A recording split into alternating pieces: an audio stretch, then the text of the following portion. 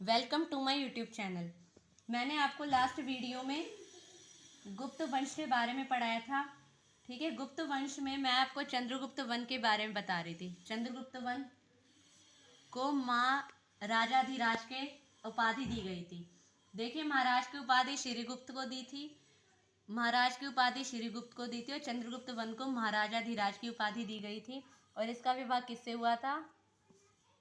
इसका विवाह हुआ था कुमारा देवी से, जो लिच्छवी वंश से थी। ठीक है, अब कुमारा देवी प्रकार के सिक्के किस राजा से संबंधित है? चंद्रगुप्त वन ने ना जो अपने सिक्के इस्टेब्लिश किए थे, उसमें उन्होंने कुमारा देवी, अपनी जो पत्नी थी कुमारा देवी, वो उन्होंने उन सिक्कों का नाम यही रखा था, कुमारा देवी प्रकार के सिक्के। ठीक है, अब गुप्त शासन का जो प्रचलन है वो किसके द्वारा किया गया? चंद्रगुप्त वन के द्वारा, क्योंकि जो गुप्त वंश है उसका वास्तविक संस्थापक चंद्रगुप्त वन को माना जाता है। ठीक है, चंद्रगुप्त वन की 2-3 विशेषताएं हैं। ठीक है, पहली बार चांदी के सिक्के कौन लेकर आया था? चंद्रगुप्त वन ही लेकर आया था पहली बार चांदी के सिक्के। ठीक है, अब है चंद्रगुप्त वन का उत्तराधिकारी कौन था? जो चंद्रगुप्त वन का बेटा था। मैंने लास्ट वीडियो में आपको बताया था चंद्रगुप्त वन का बेटा कौन था? समुद्रगुप्त। चंद्रगुप्त वन का बेटा था समुद्रगुप्त।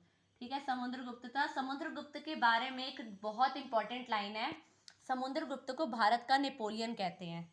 ठीक है, समुद्रगुप्त को भारत का नेपोलियन कहते हैं। और समुद्रगुप्त ने क्या किया था? इसने नॉर्थ एरिया को कहते हैं आर्याव्रत, नॉर्थ एरिया को कहते हैं आर्याव्रत। ठीक है, और साउथ एरिया को कहते हैं दक्षिणाव्रत। इन दोनों एरिया के 12 राजाओं को हराया था, आर्याव्रत के 12 राजाओं को और दक्षिणाव्रत के, ये नॉर्थ एरिया आपका और ये साउथ एरिया है। ठीक है, इनके 12 राजाओं को हराया था। ठीक है, धरणीबद्ध किसे कहा जाता है? धरणीबद्ध भी समुद्रगुप्त को ही कहते हैं। ठीक है, अब एक अभिलेख है इलाहाबाद में पर्याग प्रशस्ति, एक अभिलेख है ये। अब चंद्रगुप्त वन के बाद समुद्रगुप्त राजा बना, ये किस अभिलेख में लिखा है? ये लिखा है इलाहाबाद का पर्याग प्रशस्ति। ये पर्याग प्रशस्ति वही है, इलाहाबाद का पर्याग प्रशस्ति वही है जिसको अशोक ने बनवाया था। ठीक है, पर्याग प्रशस्ति को अशोक ने बनवाया था। इसके बाद इसमें कुछ चेंजेस किए, किसने? समुद्रगुप्त ने। जब लास्ट में बाद में अकबर आता है, वो भी इसमें कुछ ना कुछ चेंजेस करता है। ठीक है, तो इलाहाबाद का जो पर्याग प्रशस्ति है उसमें ये लिखा हुआ है, और उसमें किस पे लिखा हुआ है? 4th श्लोक में, 4थे श्लोक में लिखा हुआ है कि कि चंद्रगुप्त वन के बाद समुद्रगुप्त गद्दी पर बैठा था। ठीक है, अब पर्याग प्रशस्ति की रचना किसने की थी? अशोक ने। पर्याग प्रशस्ति को अशोक ने कौशाम्बी ने बनवाया था। अब मैं आपको पर्याग प्रशस्ति की पूरी हिस्ट्री बताती हूँ। पर्याग प्रशस्ति को अशोक ने कहाँ बनवाया? कौशाम्बी में। अशोक ने कौशाम्बी में बनवाया। ठीक है, कौशाम्बी में बनवाया। इस पर लिखवाया, ये इसने अशोक ने खाली बनवाया था, इस पर लिखवाया किसने था? समुद्रगुप्त ने। समुद्रगुप्त ने लिखवाया था, जो समुद्रगुप्त का बेटा था।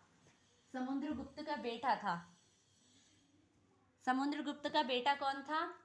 रामगुप्त और चंद्रगुप्त सेकंड समुद्रगुप्त के बेटे थे। ठीक है, ये तो बाद में उत्तराधिकारी रामगुप्त बनता है।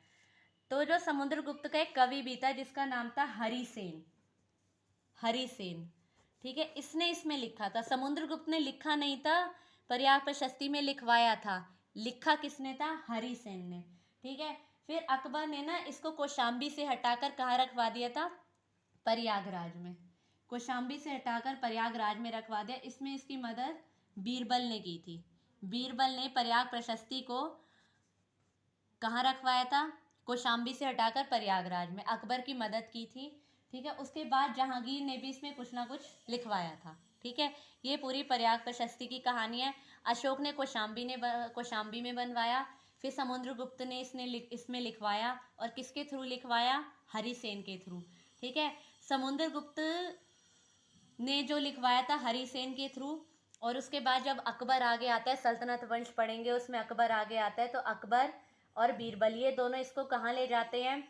प्रयागराज के अंदर। पहले कौशाम्बी में था, फिर प्रयागराज के अंदर ले जाते हैं, फिर जहांगीर ने भी इसमें कुछ ना कुछ लिखवाया होता है। अब समुद्रगुप्त की पत्नी का नाम क्या था? समुद्रगुप्त की पत्नी का नाम था दत्त देवी। समुद्रगुप्त की पत्नी का नाम था दत्त देवी। ठीक है, ये कहाँ लिखा है समुद्रगुप्त की पत्नी का नाम था? ठीक है, मध्य प्रदेश के सागर जिले में, मध्य प्रदेश के सागर जिले में एरन अभिलेख। देखिए अब है ना, किसका उत्तराधिकारी कौन था, किसकी पत्नी का नाम क्या था, ये सब भी अभिलेखों में लिखा है और उन अभिलेख का नाम भी आता है। ठीक है, अब उसके बाद समुद्रगुप्त की पत्नी का नाम क्या था? दत्त देवी, ये आपको पता लग चुका है। श्रीगुप्त का बेटा, कल मैंने आपको ये बताया था, श्रीगुप्त का बेटा था घटोत्कच। घटोत्कच से ना इतने कुछ इंपॉर्टेंट क्वेश्चन है नहीं। घटोत्कच का बेटा कौन था? चंद्रगुप्त वन। फिर चंद्रगुप्त का बेटा था, वन का बेटा समुद्रगुप्त। ठीक है, समुद्रगुप्त का जो बड़ा बेटा है रामगुप्त, वो राजा बनता है। ठीक है, वो राजा बनता है। चंद्रगुप्त का बेटा होता है रामगुप्त। ठीक है, अब समुद्रगुप्त की ना कुल 6 प्रकार की मुद्राएं वो जारी करता है। 6 प्रकार की, जैसे अगर हम उसकी बात करें चंद्रगुप्त वन की, तो उसने किस प्रकार के सिक्के जारी किए थे? कुमारा देवी प्रकार के, जो उसकी पत्नी का नाम था। ठीक है, ऐसे समुद्रगुप्त ने 6 प्रकार की मुद्रा जारी करता है। उन मुद्राओं में क्या क्या होता है? गरुड़, ठीक है, धनुषधारी,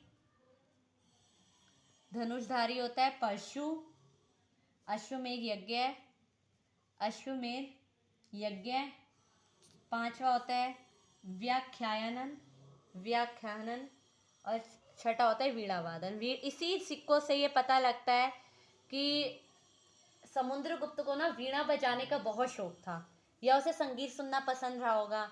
तो इसी से पता लगता है, क्योंकि सिक्कों में वीणा वादन, एक इसी सिक्कों से पता लगता है कि समुद्रगुप्त ना अश्वमेध यज्ञ भी करता था। इसी से ही पता लगता है। ठीक है, अब किस शासक को कविराज की उपाधि दी गई है? प्राप्त थी समुद्रगुप्त। ठीक है, किस कवि? ये कविराज भी था, ये कविताएं भी लिखता था, इसको वीणा वादन का भी शौक था। और समुद्रगुप्त के बारे में और भी 2-4 बातें अभी रह रही है, मैं आपको नेक्स्ट वीडियो में बताऊंगी। धन्यवाद।